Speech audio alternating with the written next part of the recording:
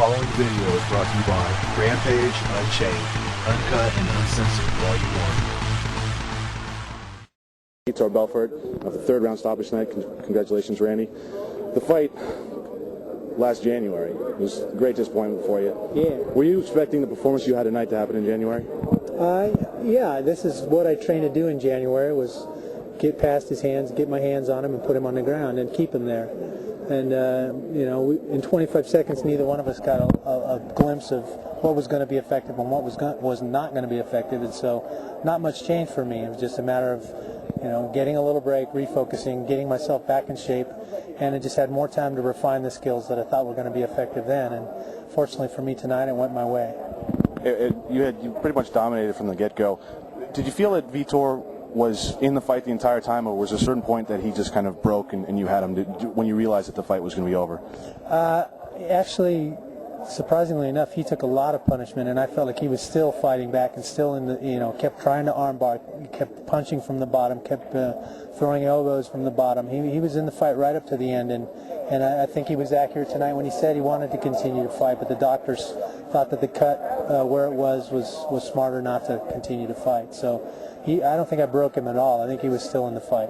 Once you got that cut on him, was that something that you continued to work on throughout the fight, or were you just looking to continue, working on the ground and working your striking and keeping him so he couldn't attack you? Truthfully, when I first saw the blood, I wasn't sure whose it was.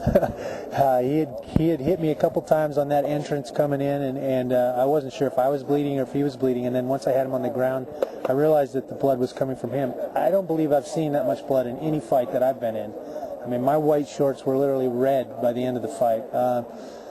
I didn't intentionally try to hit that cut again. I mean, I wish I had that kind of accuracy, but I don't. I was just trying to score and keep the fight where I wanted it, and keep scoring points. And he took a lot of punishment. He's a true warrior.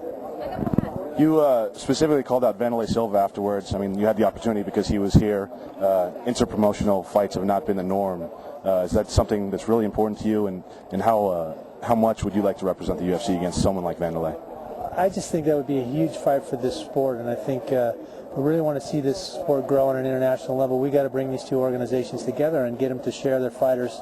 It's silly to have them keep their fighters all locked up over there and us over here. I think we've got to continue, bridge that gap.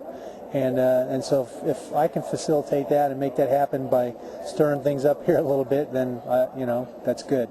Have you talked to anybody in the UFC saying that fight might be a possibility, or the chances that could occur in the next year?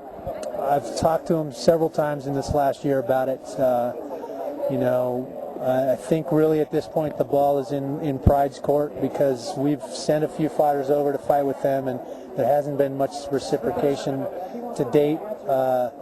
I think had they come back with Fujita or Sakuraba like they said they were going to, then maybe there would be a lot more likelihood that they're going to bring Wanderlei, their champion, but that hasn't happened yet. So, hopefully we can keep the pressure on them. I think by going to Japan, going to their playground over there and their marketplace, we can continue to put pressure on them to make that happen.